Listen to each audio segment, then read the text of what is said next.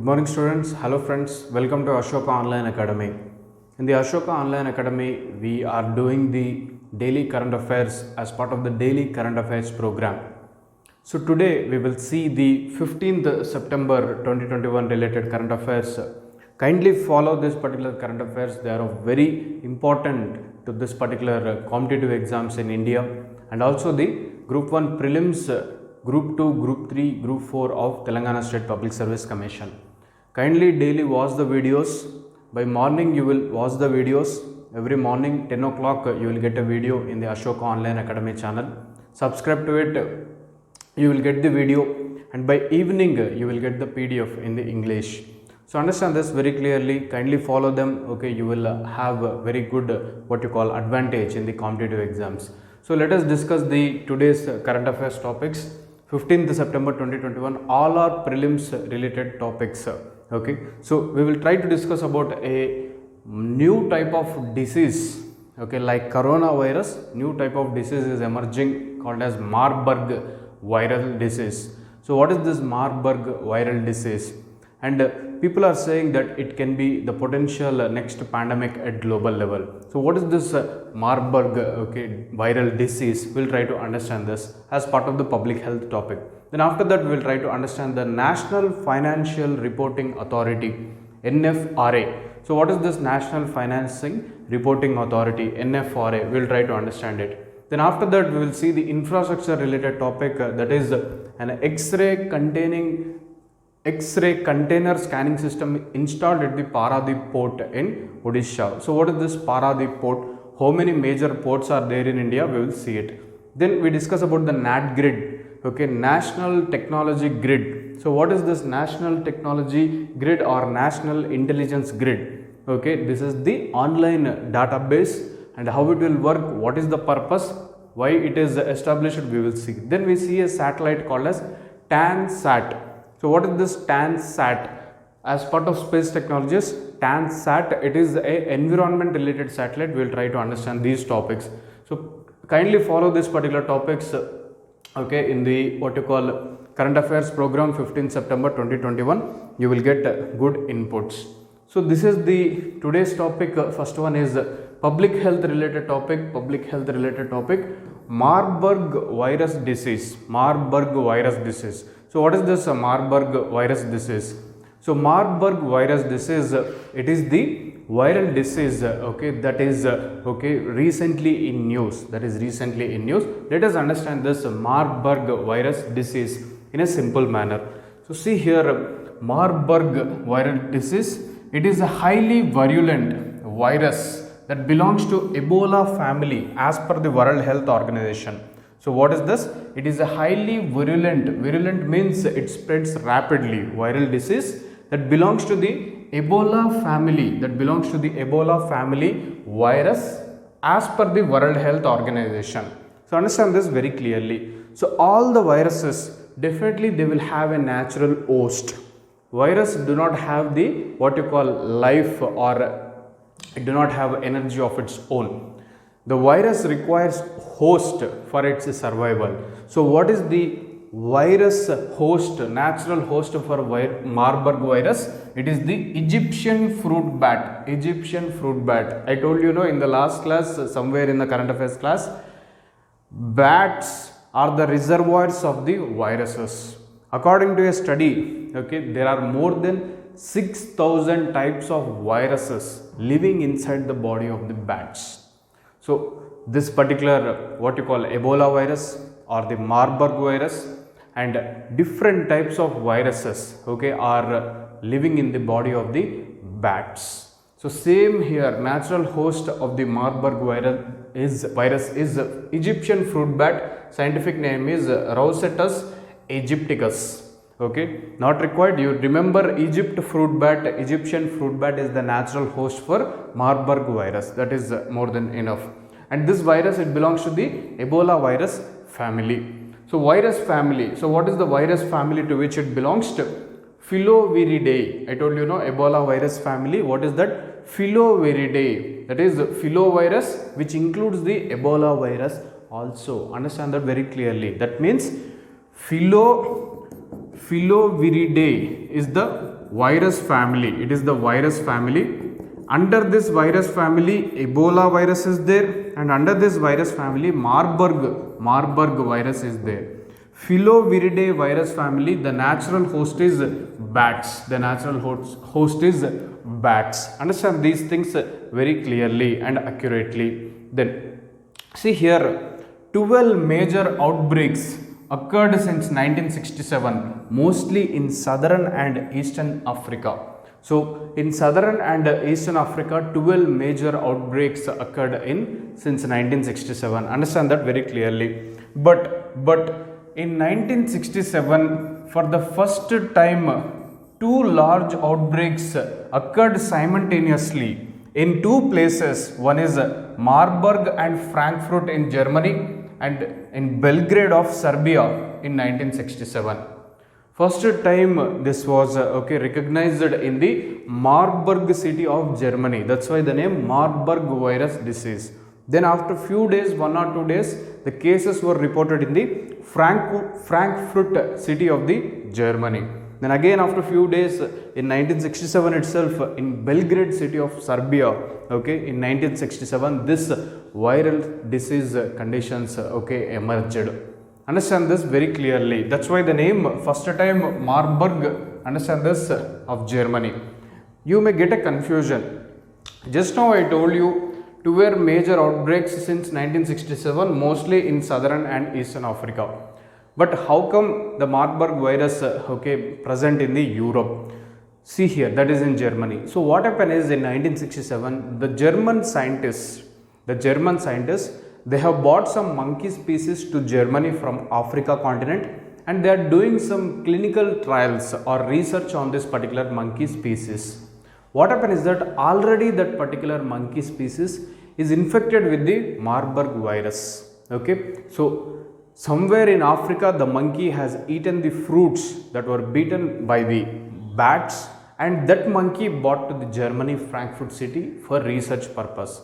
So that is it is not planned, it is a coincidental incident. So this is how it is in the Marburg city of Germany, when German scientists are doing research on monkey bought from Africa. Already it is infected with the what you call the Marburg virus. The incubation period for this particular virus is 2 to 20 days. That means between 2 to 20 days after infection, you will see the symptoms of this particular virus. So simply remember here, Marburg virus, natural host is Egyptian fruit bat. It belongs to Ebola virus family Filoviridae. And filovirus includes the Ebola virus also. 12 major outbreaks since 1967 in South African region, Eastern African region. And 1967, first time the disease is recognized major outbreak where it happened in the Marburg city, in the Marburg city of Germany. Understand that very clearly. That's why the name of this particular Marburg. Then why it is in news? Because earlier this disease is confined to the South African region and Eastern African region. But for the first time in 2021, what happened is that the West African country,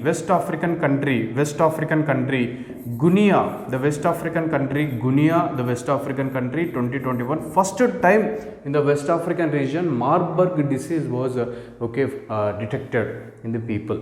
So understand this very clearly. That's why it is in news. Guinea 2021, first case from the West African region. Earlier it is East Africa and South African region. Now it is West African also. It has spread. Understand that very clearly. And there is no approved therapy or drug for this particular what you call Marburg viral diseases. The symptoms includes high fever, cough, sneezing, what you call muscle pain, and also the what you call fatigue and nearsome. So all these are there for this particular Marburg virus. Why it is in news? Guinea in 2021, first case of in the West African region. The Marburg virus is what you call detected. Understand that very clearly. So recently in 2021, what is happening is that different countries in Africa, apart from the COVID, Marburg virus cases also came into the existence. So what are the countries? Angola, Democratic Republic of Congo, Kenya, South Africa, Uganda and Guinea. So in all these countries in 2021, so African continent is facing two types of viral disease outbreaks. One is COVID-19 pandemic, okay, COVID virus. Second is Marburg virus. Understand this very clearly. Similar symptoms, but there is no what you call drug for this or therapy for this particular okay Marburg virus. Okay, but COVID belongs to coronavirus family, Marburg belongs to Ebola virus family, Filoviridae. Understand that very clearly. Okay, understand these things very clearly. Okay, understand these things very clearly and up to the mark. So see here, so what are these countries? This is the African map taken from the World Health Organization what you call website. So see here, yellow color countries, okay, are reported with Ebola and Marburg outbreaks. Ebola and Marburg outbreaks. Understand this very clearly. Okay, understand this. These yellow color countries like Cote d'Ivoire, Gabon, Congo, Angola, Democratic Republic of Congo in the middle.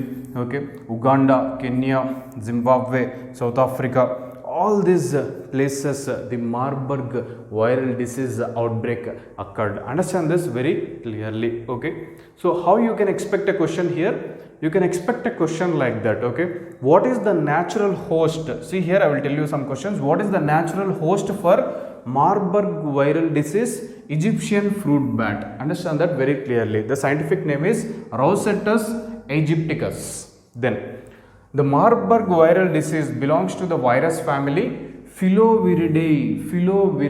Understand this very clearly. Or they will ask the question, the Ebola virus and the Marburg virus belongs to the family of viruses called as Filoviridae. Understand this very clearly. Then first time in 1967, major outbreak in Marburg city of Germany, Frankfurt city of Germany, Belgrade city of Serbia, 1967. Understand that very clearly. There is no vaccine for this particular Marburg viral disease. Understand this very clearly. And they will ask the question, in 2021, which country in Africa, okay, West African region, for the first time reported the what you call the Marburg virus outbreak? It is the what you call okay Guinea. It is the Guinea. Then we will see the next topic, Indian economy related topic, NFRA, National Financial Reporting Authority. National Financial Reporting Authority. So what is this NFRA? National Financial Reporting Authority. Understand this very clearly. In the name itself it is there. It works at national level. It reports the financial transactions. It reports the financial transaction and it has some authority or power to do that. Understand that. So this is established in 2018 under Companies Act 2013 passed by Indian Parliament in 2013. It is a statutory body. NFRA, National Financial Reporting Authority, is a statutory body. Understand that very clearly. It is an independent regulator overseeing the auditing profession in India. So chartered accountants who are doing the account and auditing work of big MNCs and corporations in India. So these auditors, chartered accountants and auditors will be monitored and they will be regulated by the NFRA, National Financial Reporting Authority. Understand this very clearly. Here only one keyword. It is regulator overseeing the auditing profession in India. Regulator overseeing the auditing profession in India. Understand that very clearly. A big company is there. TCS, Infosys, or whatever it may be. Okay, automobile sector like Bajaj, TVS, or Reliance Industry company, any company. So what will the company will do? Company will produce some goods and services, sell it in the market, get the revenue, and it will get the profits also. So how much it is producing, how much it is selling in the market, what is the turnover for a particular year, what are the profits in a particular year, how much of profit was earned in this particular year. So based on that, okay, the company should able to pay the taxes, to the government of India. So how much amount of money should be paid as a tax to the government of India? So how the company will come to know? By auditors. The auditors, what they will do, they will audit the accounts of the company, how much they are producing, how much they are selling, okay, how much of money is paid to salaries, how much we have to pay to the tax. All these financial transactions will be, okay, done by the auditors, that is the chartered accountants, okay, of in that particular company, and they will give a final figure to the company that you have to pay this much amount of tax to the government. So see here, this auditing profession is regulated by the National Financial Reporting Authority. So it works under Ministry of Corporate Affairs, MCA. Understand that? It has taken over all the powers of the Institute of Chartered Accountants of India, ICAI, regarding the regulation of auditors. Earlier, ICAI, Institute of Chartered Accountants of India, they used to what you call regulate the chartered accountants in India. Now ICAI is no more and it is replaced by NFRA, National Financial Reporting Authority. When it is established in 2018, under which act of parliament it established? Companies Act. It is a statutory body. It oversees the auditing profession in India. It works under the Ministry of Corporate Affairs. It replaced the Indian Chartered Accountants of Institute of Chartered Accountants of India, okay, which earlier regulated the auditors in India. That was totally replaced by the NFRA. Now let us see the powers and functions of NFRA. You can get a mains related question, simple 5 or 10 marks question. So see here, what are the powers of NFRA and what are the functions of NFRA, National Financial Reporting Authority. So see here, it recommends the auditing and accounting and auditing policies and standards to be adopted by company. That means, okay, in which format the company should, okay, present its auditing records and account records, okay, to the government of India. So how they should maintain the accounts, okay, how they should maintain the what you call records related to the accounts, okay. So single bookkeeping, double bookkeeping, okay, digital bookkeeping of accounts, different formats are there. So who will recommend that format? That is recommended by NFRA. It recommends the accounting and auditing policies and standards to be adopted by the companies. Understand that very clearly. Second, what it will do? It will monitor and enforce the compliance with accounting standards and auditing standards. So first it will recommend the standards to the companies, then it will monitor the companies that whether they are following these standards or not regarding accounting and auditing.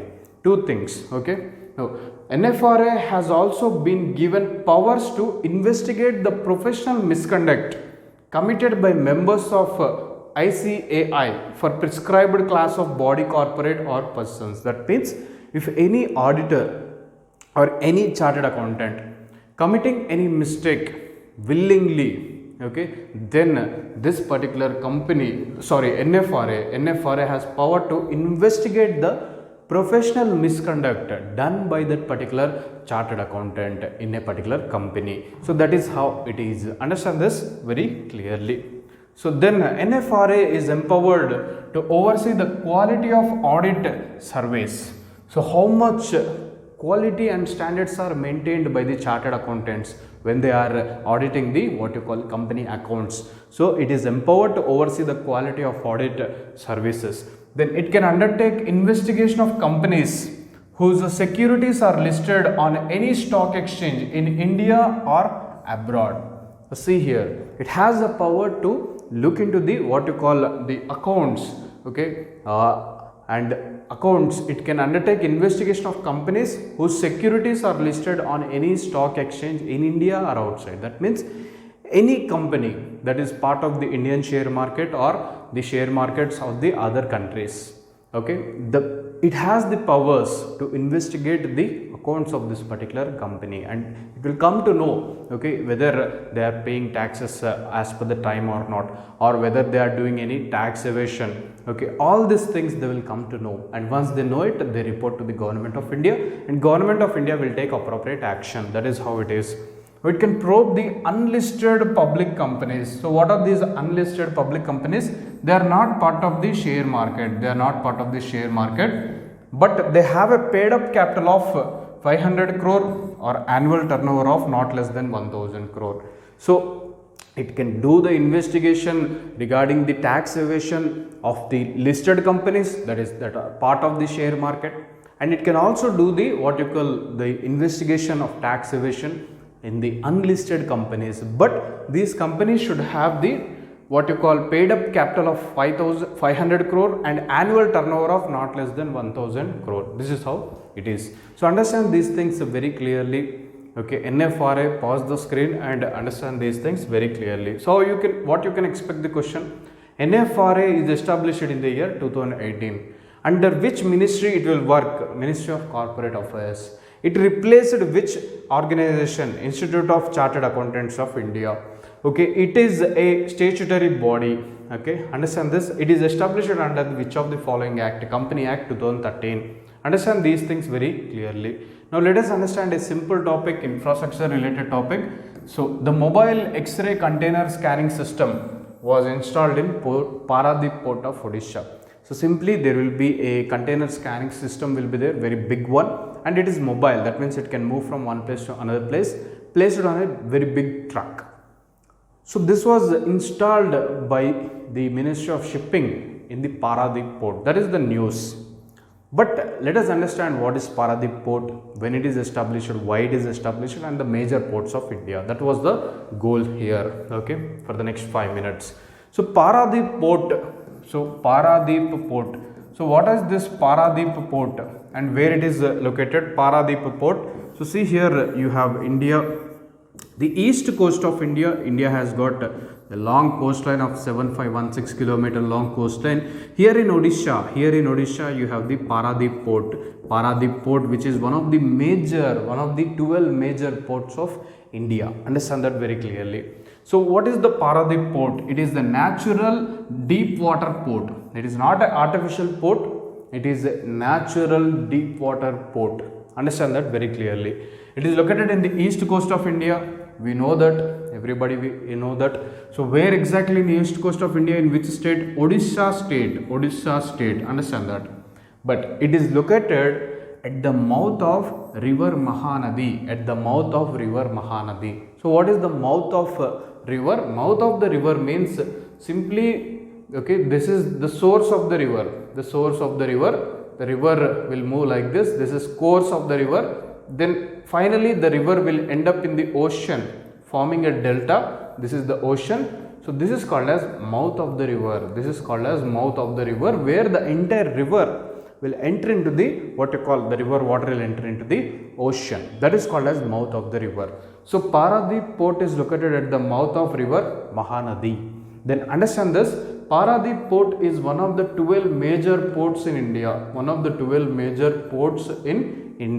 Understand that very clearly. And it is located between the Kolkata port in West Bengal and Visakhapatnam port in Andhra Pradesh. Understand this very clearly. So here at the north you have the Kolkata port, and here in the middle you have the Paradip port. At the bottom you have the Visakhapatnam port. It is located at the middle of Kolkata port of West Bengal, Visakhapatnam port of Andhra Pradesh. Remember that. Now see here, there is a Paradip Port Trust, okay, which is established under the Major Port Trust Act 1963. So this port trust, it will look after the administration and maintenance of infrastructure inside the port area. Understand that, whether it is construction of godowns, whether it is roads, whether it is railway tracks to transfer the goods, okay, then whether it is what you call storage units, cold storage units, water supply, electricity supply, everything is taken care by this port trust created under Major Port Trust Act of 1963. Now this Paradip port, okay, it works under Ministry of Ports, Shipping and Waterways, Ministry of Ports, Shipping and Waterways Ministry at the central government level. The Paradip port is established in the year 1966 by the government of India. The major goal is to export the iron ore that is found in the what you call Odisha and also the Jharkhand regions. So understand this very clearly. To export the iron ore in 1966, Paradip port was created. The news is very simple, but the background of news is very broad. Understand this very clearly. So Paradip port, so these are all the facts. Let us understand what are the 12 major ports in India. So see here the 12 major ports in India. So here in red color you have the major ports. So see here, Haldia port of West Bengal, Paradip port of Odisha, Vishakhapatnam port of Andhra Pradesh, Ennore port of Tamil Nadu, also called as Kamarajar port, then Chennai port of Tamil Nadu, then Kochi port of Kerala, then Mangalore port of Karnataka, then Marmagova port of Goa, then Panaji port of Goa, then Jawaharlal Port Trust Maharashtra, Mumbai port, then Kandla port, also called as Deen Dayal port in Gujarat. So these are all the various major ports present in India. Understand this very clearly. So what is the advantage with ports? Ports facilitates the export and import of the goods in and out of the country. So with the ports, what you will get, you can earn the foreign exchange reserves. So understand that very clearly. Okay, so these are all the various things associated with it. Okay, next we will try to understand it's a simple topic, just a small topic, but in the small topic also you have a lot of information to learn or to know. Understand that very clearly. Okay, now next, NAT grid. So what is this? It's a general awareness topic or technology related topic. Okay, you can understand that. So what is this NAT grid? NAT grid means National Intelligence Grid. Actually this NAT grid, the concept of NAT grid is proposed by two personalities to then Prime Minister of India, the Manmohan Singh. So who are two people who proposed the concept of NAT grid? One is Raghuram Rajan. Do you know about Raghuram Rajan? Raghuram Rajan, he is the former RBI governor and he is also the professor at the Chicago School of Economics in United States of America, and is the student of our former Prime Minister Manmohan Singh. So this Raghuram Rajan, and the Nandan Nilekani. So this person, he is the former the chairman of Infosys, and this Nandan Nilekani is an IT expert in India, and he is also the brainchild behind the UIDAI, Unique Identification Authority of India, that gives the Aadhaar cards. So the two people, they have recommended what is called as a NAT grid, National Intelligence Grid, to the government of India, that is then former Prime Minister Manmohan Singh. So what exactly is this particular NAT grid, how it will work, we'll try to understand. NAT grid, National Intelligence Grid. So it's the project of NAT grid started in 2009. It is under Ministry of Home Affairs. After 26/11 terrorist attack on the Mumbai, the mastermind Ajmal Kasab, he caught there. So this attack has exposed the weakness of the Indian intelligence agencies. So different types of Indian intelligence agencies are there, like for example Intelligence Bureau, it collects the intelligence related information within the country. And we have the RAW, Research and Analysis Wing, which collects the intelligence outside the country regarding the threats that are coming towards the country. So different intelligence groups, they have worked in a separate manner without any coordination, and finally what happened, they cannot detect the 26/11 terrorist attack on Mumbai earlier, and intelligence failure occurred in this particular case. Then the government of India decided that okay, we should have a coordinated central intelligence system, okay, where the intelligence data collected by different organizations in India will be placed at one single place or one single database, and all the what you call police authorities or law enforcement agencies can collect that intelligence related data from the NAT grid, National Intelligence Grid, and they can take these steps to overcome the what you call terrorist attacks or some other attacks on India. So that is the concept. NAT grid, what the NAT grid will do, it will link the intelligence and the investigation agencies of India. So different types of intelligence related agencies are there, like Intelligence Bureau working to collect the intelligence information inside the India, Research and Analysis Wing, okay, working okay outside of India to gather intelligence outside of India related to India. We have Military Intelligence Unit working in the Indian military, okay, to gather the information, intelligence related information. Like that we have Defense Intelligence Unit, okay, like this we have different types of intelligence units are there, okay, and also we have different investigation agencies, like we have Central Bureau of Investigation, we have Wildlife Crime Control Bureau, we have Enforcement Directorate, okay, we have Directorate of Revenue Intelligence, okay. So all these different types of we have Narcotics Control Bureau, all these are their investigation agencies. The idea is to link these intelligence agencies and investigation agencies through a common platform called as NAT grid. Understand that very clearly. So what will happen, 10 central government agencies will have the access. What are they? We will see, okay. For this we require a big data center where all the information collected by different intelligence agencies will be stored in one single place. For that we require, for NAT grid we require a powerful data center, okay, which can store huge amount of data generated by these agencies. So the data discovery center of NAT grid will be located in the Bangalore, the IT capital of India. Then the headquarters, administrative headquarters of the NAT grid will be located in the Delhi. Understand that very clearly. So what is this NAT grid? It provides cutting edge technology to enhance India's counter-terrorist capabilities. Understand that very clearly. So exactly how it will work, I will just discuss with you for a minute. So see here. So NAT grid, so National Intelligence Grid. So see here, okay, many people are there in India, okay, they have this particular telecom or mobile phones. Every day they send huge amount of messages and they call to different types of people. So all that information will be stored in the NAT grid.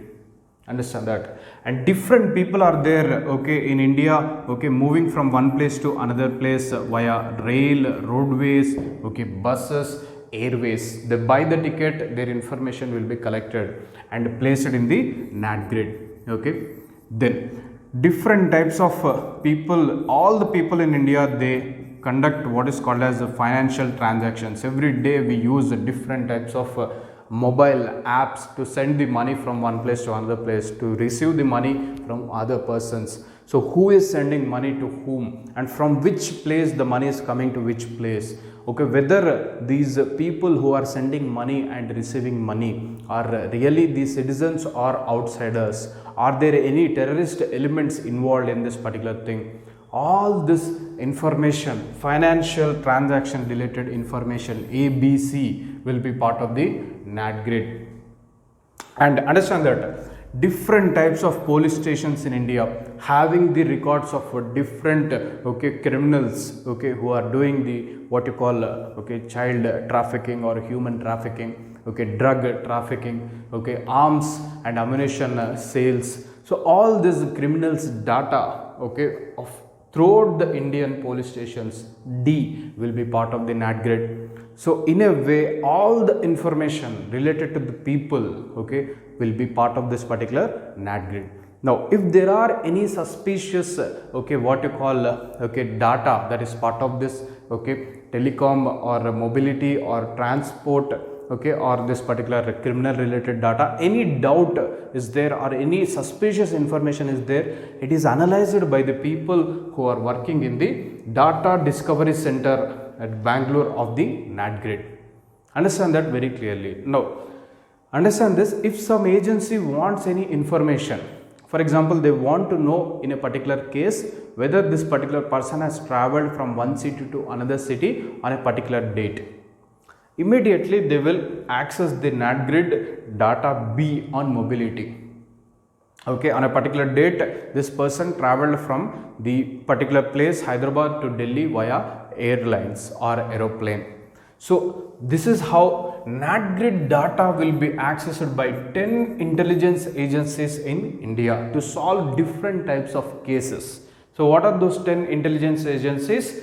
10 intelligence agencies which will able to access the NAT grid data on real-time basis are Intelligence Bureau, Research and Analysis Wing, Central Bureau of Investigation, Enforcement Directorate ED, then Directorate of Revenue Intelligence under Ministry of Finance, then Financial Intelligence Unit FIU, then Central Board of Direct Taxes, okay, then Central Board of Excise and Custom, then Directorate General of Central Excise Intelligence, then Narcotic Control Bureau. All these organizations, they can access the NAT grid data at any time. Understand this, it is the most advanced what you call, okay, platform, data platform to, okay, increase the what you call anti-terror operations in India or to gather the terrorist related intelligence in India. So why? Because security is the prime objective of the government, in fact any government. So to ensure the safety and security of people in India, we have to gather the intelligence and then we have to go for the preventive measures. Understand that very clearly. Okay. So India is having such a difficult situation right now nowadays. We have a 7516 kilometer long coastline, terrorists can come from that side. We have a difficult, okay, neighbor, that is the Pakistan, where it is training the ISI. Okay, and this particular Afghanistan is also very much near. Now it is taken over by Taliban. Now China, with China also we have the problem. Okay, so we have difficult situations along our borders. So we need to be very alert and we need to gather the information related to terrorists. Okay, that is possible only with the analysis of data placed in the NAT grid. Understand that very clearly. It's a very broad concept and it is having a long-term application. Understand that very clearly. Okay, so this is how it is. Then we see the small topic TANSAT satellite. So what is this TANSAT satellite? Space Technologies. So this is it is also called as CarbonSat. It is also called as CarbonSat. Understand this very clearly. So what is this? It is the Chinese Earth Observation Satellite. CarbonSat, it is the Chinese Earth Observation Satellite launched in 2016 in low Earth orbit. So understand this very clearly. If you are placing any satellite, you can place the satellites in different types of orbits. One is called as low Earth orbit. Second is called as high Earth orbit. Third is called as middle Earth orbit. Generally what will happen is that the Earth observation satellites or remote sensing satellites are placed in the low Earth orbit. Then high Earth orbit communication satellites, okay, the satellite communication satellites, internet communication satellites, they are placed in the high Earth orbit, that is located at the height of 36,000 kilometer from the equator. Okay, then middle Earth orbit, here you have the navigation satellites like GPS, okay, like a Navig of India. Navigation satellites are placed in middle Earth orbit. So Chinese Earth Observation Satellite CarbonSat, also called as TANSAT. What is this TAN? TAN in Chinese language, the meaning for TAN is carbon. The meaning for Chinese language, TAN is carbon. So TANSAT Carbon Sat or Carbon Satellite, launched by the Chinese in 2016. It is an Earth observation satellite. Understand that it is not a communication satellite, it is not a navigation satellite, it is a Earth observation satellite, and it is placed in low Earth orbit. Understand that also. So low Earth orbit from the surface of the Earth up to a maximum height of 1000 kilometer, you call it as the low Earth orbit. Okay, it is placed in low Earth orbit. It is a mini satellite with just 620 kg weight. Understand that. Now it is the first dedicated carbon study satellite of China. Carbon study satellite of China. Understand that very clearly. Why China launched this carbon satellite? Understand one thing. China is the largest emitter of CO2 in the world.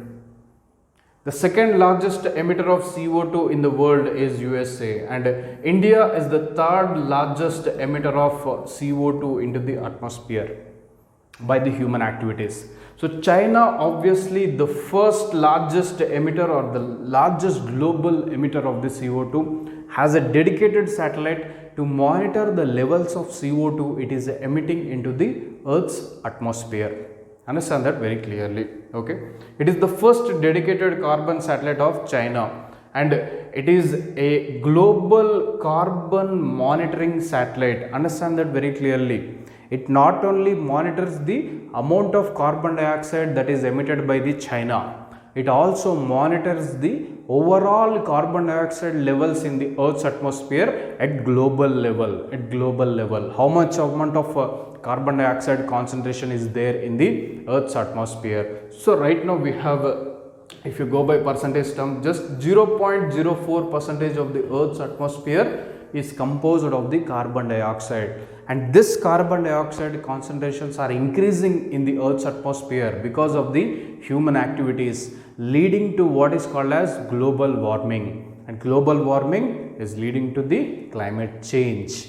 So understand this very clearly. It's a very big topic to discuss, but just factual information I am giving here. Global Carbon Monitoring Satellite, remember TANSAT. They will ask the question, the TANSAT satellite, okay, works for which of the following? It is a global monitoring satellite for carbon dioxide observation.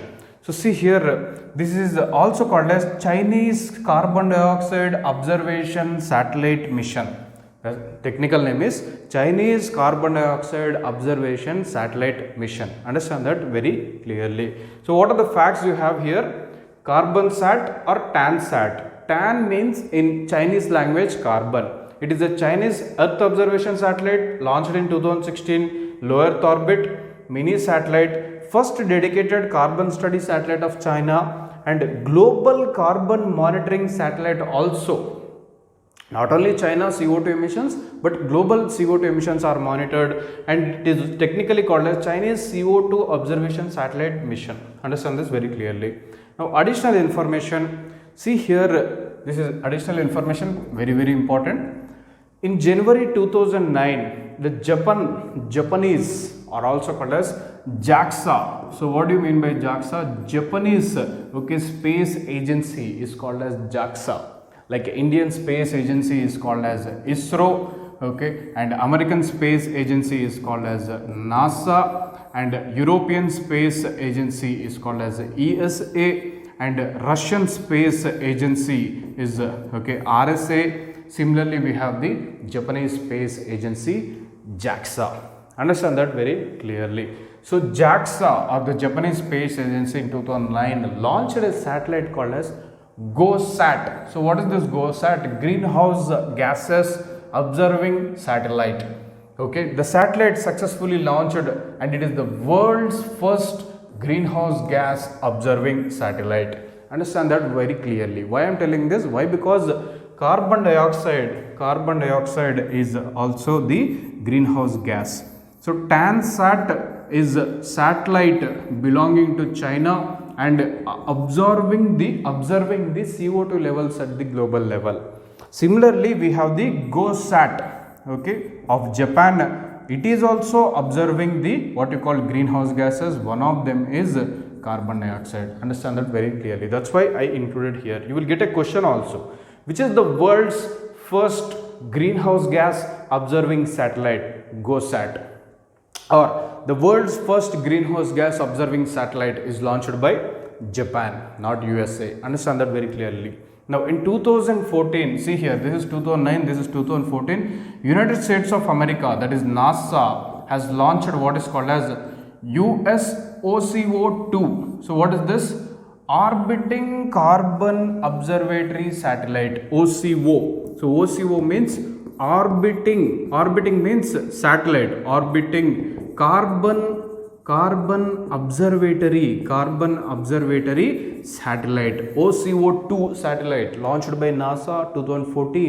So see here, this is also okay to study the what you call the levels of carbon dioxide in the Earth's atmosphere. Okay, understand this very clearly. Now tell me the list of satellites which are observing the levels of CO2 in the Earth's atmosphere. First one is you have the TANSAT. So TANSAT belongs to which country? China. What it is observing? It is observing the levels of CO2 in the Earth's atmosphere at the global level.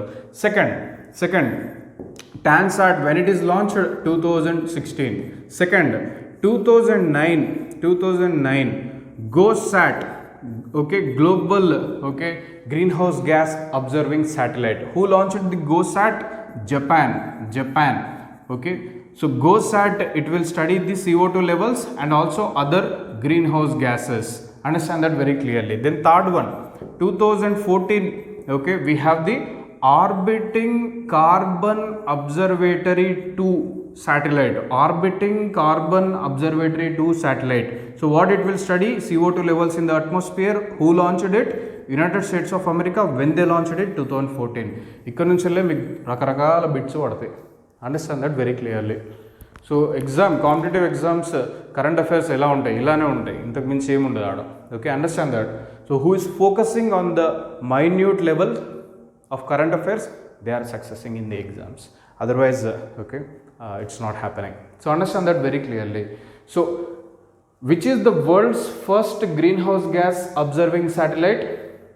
GOSAT, greenhouse gases observing satellite. Who launched it? Japan. When they launched it? 2009. TANSAT, the satellite launched to study the global CO2 levels. Who launched it? China. When they launched it? 2016. Orbiting Carbon Observatory Satellite, launched in 2014 to study the levels of CO2 in the Earth's atmosphere. By which country? USA. Understand that very clearly. Now, do India has any satellite to study the carbon dioxide levels in the Earth's atmosphere? No. Understand that very clearly. This is the thing here. Now why carbon dioxide? So see here, carbon dioxide in the present Earth's atmosphere. So this is Earth, solid Earth, this is the Earth's atmosphere comprising of different greenhouse gases. So in this, the level of CO2 is just 0.04%. Okay, these greenhouse gases, so you have CO2 is there, greenhouse gas, then we have carbon monoxide, water vapor is there, methane is there, okay, sulfur hexafluoride is there, perfluorocarbons is there, okay, all these are greenhouse gases, hydrofluorocarbons are there. So these greenhouse gases, so what is the greenhouse gases positive aspect? The positive aspect is that okay, they ensure what is called as a greenhouse gas effect. So what is this greenhouse gas effect? So the greenhouse gas effect, they help in maintaining the optimal temperatures in the Earth's atmosphere so that the life forms survive on the planet Earth. Understand this very clearly. Very important topic. Just 1 minute. So see here, the greenhouse gases, this is the Earth, and this is the Earth's atmosphere composing of greenhouse gases, and this is the sun. The greenhouse gases in the Earth's atmosphere, they allow the incoming short wavelength solar radiation to pass through the Earth's atmosphere and fall on the planet Earth. They allow the, what is this, incoming solar radiation or short wavelength solar radiation. Okay, the greenhouse gases allow the incoming short wavelength solar radiation to pass through Earth's atmosphere and fall on the planet Earth. The same greenhouse gases, they will block the outgoing terrestrial radiation. Okay, so what will happen? The greenhouse gases, they will trap the outgoing terrestrial radiation, that is the heat emitted from the solid Earth, and in the process, when they trap the outgoing terrestrial radiation, they maintain the what you call greenhouse gas effect. That means maintaining minimum temperatures in the Earth's atmosphere for the survival of the life forms. But what is happening? The greenhouse gases concentration is increasing because of the human activities. Levels of CO2, levels of methane, levels of what you call hydrofluorocarbons, they increased in the Earth's atmosphere. So when the greenhouse gases concentration increases, they trap more outgoing heat. More greenhouse gases, more trapping of heat. Obviously, the global temperatures will rise. That is what you call it as global warming. What is the problem with global warming? It is altering the climate systems of the planet Earth, leading to climate change. So, to study the greenhouse gases and their levels, GOSAT. To study the carbon dioxide levels, Orbiting Carbon Observatory, TANSAT. So, this is how the concepts will be. I will explain the topics in a simple and understandable manner. So, this is how the today's current affairs are. So, thank you very much. Have a nice day. Okay, kindly follow this particular current affairs. Okay, and that will be very good for you, your exams. So, first we understood about the Marburg pandemic, then we understood about the National Financial Reporting Authority. After that, we saw the Paradip port and the 12 major ports along the coastline of India. Then NatGrid, how it will work. Then 10 agencies that have access to NatGrid. Then TANSAT, the carbon satellite of China, along with the additional information, GOSAT and the Orbiting Carbon Observatory of USA. Thank you very much. Have a nice day.